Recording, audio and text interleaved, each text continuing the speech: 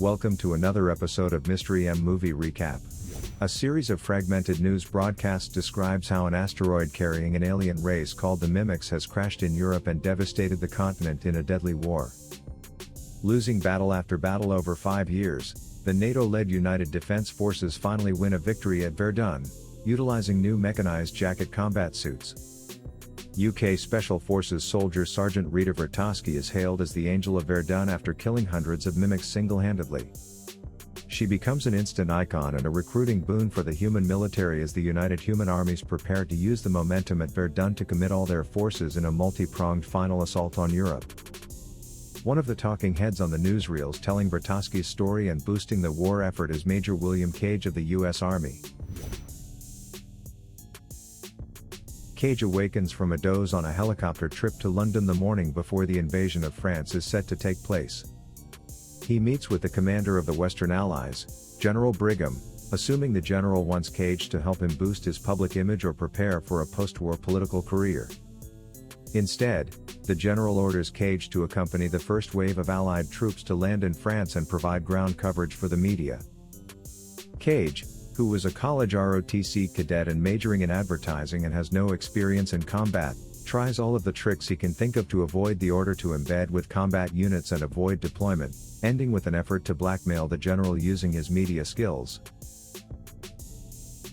The general agrees that Cage won't film the invasion, but orders Cage arrested. Cage attempts to escape but the guards taser him, rendering him unconscious. Cage wakes up on a pile of duffel bags in the afternoon at Heathrow Airport, which has become a huge military base and the jump-off point for the invasion of the continent. A sergeant kicks him and calls him maggot before Sergeant Farrell takes over. Sergeant Farrell has orders received from General Brigham that describe Private Cage as a deserter who has impersonated a major. Cage is assigned to a band of oddball soldiers, J Squad, who are caught gambling while playing poker by Farrell when Cage is introduced to them. Farrell forces J Squad to eat the cards they are gambling with and then instructs them to get Cage ready to deploy with them tomorrow. Cage is immediately taken by the squad for physical training. The next day Cage is a nervous wreck. He is given a battle suit but the members of J Squad won't teach him how to use it, including how to disable his weapon safe mode, because they believe he will just die quickly. As they are about to drop from aircraft onto the French coast, the back of their aircraft is struck by an enemy weapon and the squad drops prematurely. Although the operation to retake Europe was meant to be a surprise attack, the Mimics are completely prepared, and slaughter the humans. Sergeant Vertowski also lands on the beach but is killed within minutes. The surviving members of J Squad are all killed rapidly.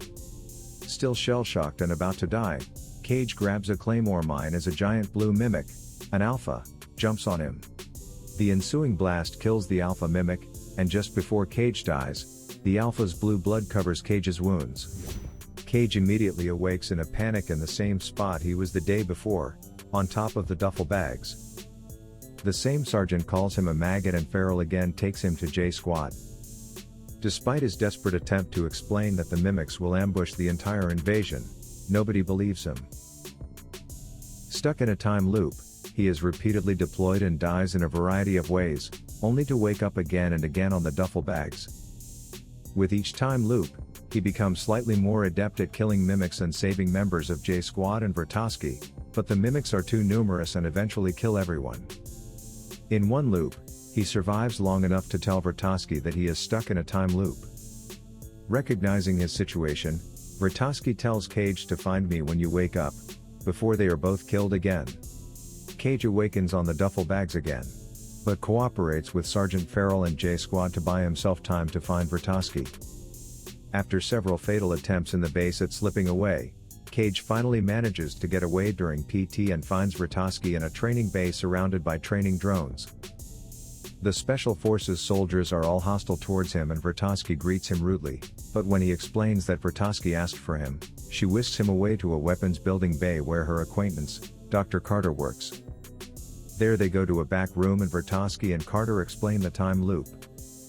Carter was formerly a researcher in General Brigham's HQ, and devised a theory that all mimics are just neural manifestations of one overmind omega alien creature. He tells Carter that the aliens possess the ability to turn time back, so each time an alpha mimic is killed, they cycle time backwards, enabling them to precisely anticipate the invasion force's next actions. Vertovsky explains she got into the loop when the blood of a large blue alpha mimic was spilled on her, just as Cage experienced. She was stuck in a time loop at Verdun, allowing her to kill hundreds of mimics single-handedly in what became her final loop. She explains that she was wounded and received a human blood transfusion, causing the alien blood to lose its effectiveness, and breaking the time loop. Vertovsky tells Cage that he must repeat the loop until he is shown some piece of information that will help them succeed. She also tells him to always make sure he dies on the battlefield or in training, or she'll have to kill him to start over. Through a large number of loops, she trains Cage, in some instances killing him over his protests when he is seriously injured so that he will resume the loop. Cage finally experiences a vision showing the Omega hiding deep inside a dam in Germany. He and Vertovsky focus their efforts on surviving the invasion beach and getting inland to Germany. They improve their combat skills and progress on the beach during the invasion, but despite their efforts, they both keep dying and Cage remains stuck in his loop. Cage becomes attracted to Vertovsky, and watching her die in repeated loops starts to take an emotional toll on him. During one loop, believing the fight is pointless, Cage decides not to meet Vertovsky and instead goes to London and stops in a pub. There, Cage sees the Mimic's next step in its attack, a large-scale amphibious assault on London in which Operation Downfall forces are destroyed. Cage is killed in London, and Vertovsky and Cage work on a plan to get off the beach. After multiple failures and deaths, Cage and Vertovsky finally make it inland. In one loop, Vertovsky tells Cage that she had a boyfriend at Verdun who she watched die 300 times until she could no longer loop and he was dead for good. After they find a helicopter at a farmhouse, Vertovsky realizes Cage is trying to coax her to stay in the farmhouse while he goes alone and confronts Omega. Cage admits they have looped to the farmhouse multiple times already, but every single time Vertovsky dies. So he is trying to prevent her from dying again by going alone. Shocked and offended, she intentionally gets them killed.